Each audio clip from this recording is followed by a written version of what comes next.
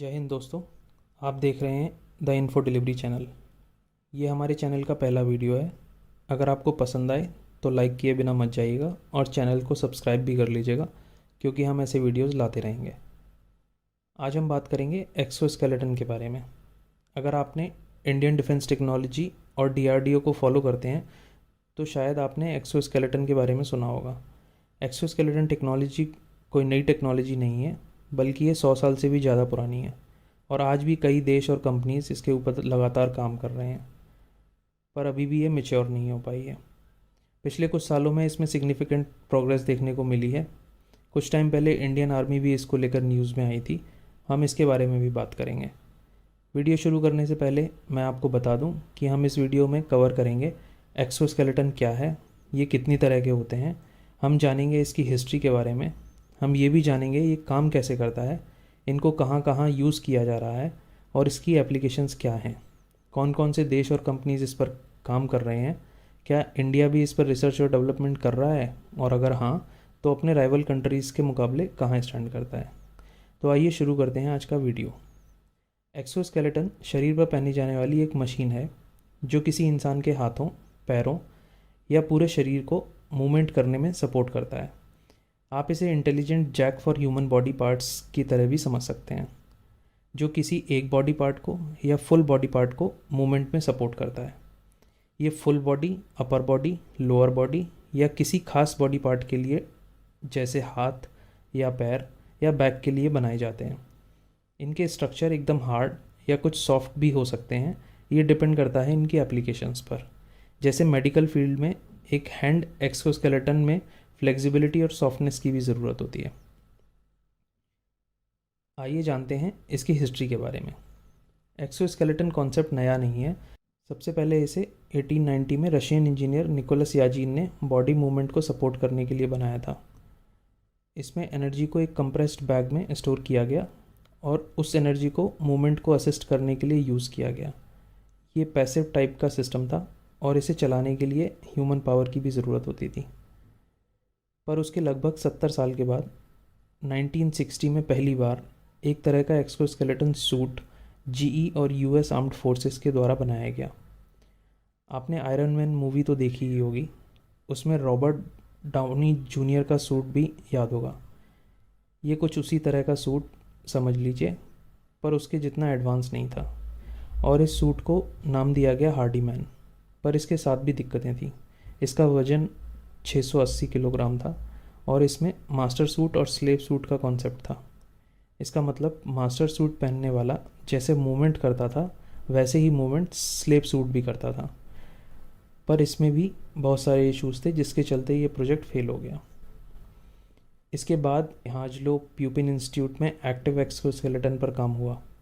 1986 में Monty read नाम के US रेंजर थे जिनकी पैराशूट एक्सीडेंट में बैक इंजरी हुई।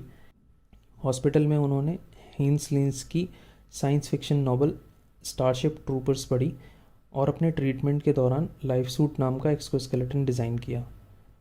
2001 में उन्होंने इस पर फुल टाइम काम करना शुरू किया और 2005 में अपने एक प्रोटोटाइप से इन्होंने Saint Patrick's Day Dash foot race Seattle में पार्टिसिपेट किया और इसमें 4 किलोमीटर पर आवर से वॉक की।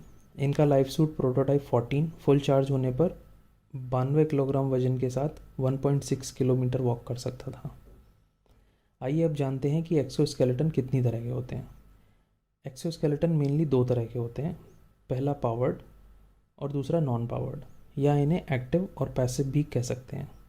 नॉन पावर्ड एक्सोस्केलेटन और पैसिव एक्सोस्केलेटन में कोई बैटरी या पावर सप्लाई करने वाली डिवाइस नहीं होती।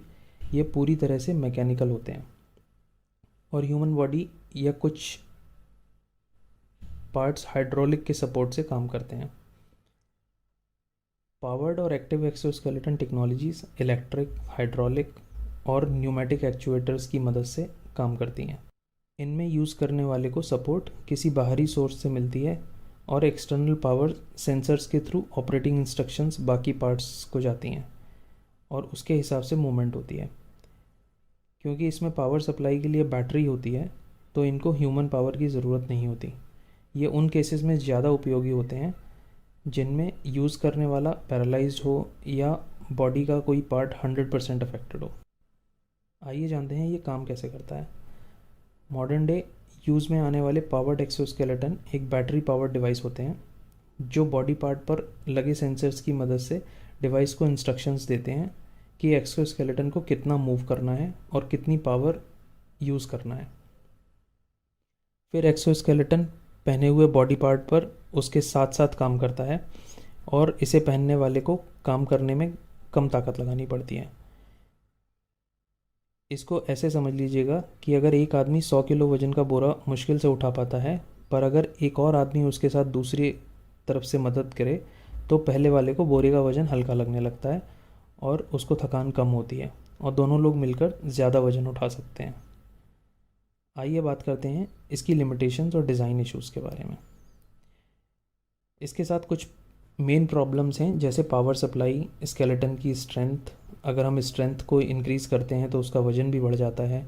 इसमें लगे हुए actuators, joint flexibility, power control and modulation. और जो की एप्लीकेशन जिसकी वजह से हम इसके बारे में आज बात कर रहे हैं वो मिलिट्री यूज़ है। कुछ टाइम पहले DRDO ने फाइनेंशियल एक्सप्रेस ऑनलाइन द्वारा पूछे गए एक क्वेश्चन के रिस्पॉन्स में कहा था, for enhancing Indian soldiers performance in military scenario several configurations including lower upper extremity and full body exoskeleton are being developed and several DRDO labs are involved in it। यहाँ पर main lab जो इस पर काम कर रही है वो defence bio engineering and electromedical laboratory DEBEL है। फिर जब जून 2021 में फाइनेंशियल एक्सप्रेस के करंट स्टेटस पर अपडेट के रिस्पॉन्स में DRDO ने कहा कि DRDO ने सोल्जर्स की एक्सोस्केलेटन कैपेबिलिटीज़ और रिक्वायरमेंट सिस्टमेटिकली कैप्चर और एनालाइज कर ली हैं। अभी कुछ दिन पहले एक और न्यूज़ निकल कर आई है कि सिमुलेटर डेवलपमेंट डिवीज़न, जिसको हम SDD के नाम से भी जानते हैं, ने एक RFP इशू किया है फॉर एक्सोस्केलेटन। इस डिवीज़न के साथ डेवलप करने के लिए इसमें Tier 2 और Tier 3 सप्लायर्स को इन्वॉल्व किया जाएगा, पर final system level integration SDD और सप्लायर साथ मिलकर करेंगे। इस RFP में 1 आवर की एंडोरेंस, डॉकिंग स्टेशन से charging, all weather operation capabilities, weight 25 kg से कम और 25 डिग्री के ग्रेडियंट पर 3 से 5 किलोमीटर की स्पीड से मूव कर सकने वाले एक्सोस्केलेटन की रिक्वायरमेंट मांगी गई है। ये पावर्ड एक्सोस्केलेटन लिथियम आयन और लिथियम पॉलीमर बैटरी से पावर्ड होंगे।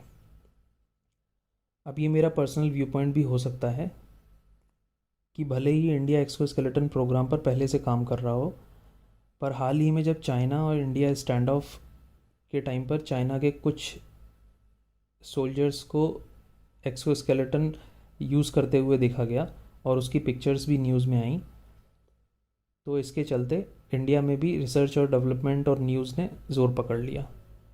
आपको क्या लगता है? कमेंट सेक्शन में मुझे बताइए। जैसा कि हम जानते हैं कि US, फ्रांस, रशिया, चाइना के एक्सोस्केलेटन प्रोग्राम्स बहुत एडवांस स्टेज पर हैं। कंक्लूसिवली ये मेरा पर्सनल व्यू पॉइंट भी हो सकता है कि फ्यूचर वॉरफेयर कुछ इसी तरह का होगा, जिसमें टेक्नोलॉजी ज़्यादा और ह्यूमंस कम लड़ेंगे, और यही ह्यूमन रेस को ख़तरे में डालेगा और यही एक रीज़न बनेगा जिससे कि शायद अर्थ पर लाइफ रीसेट हो।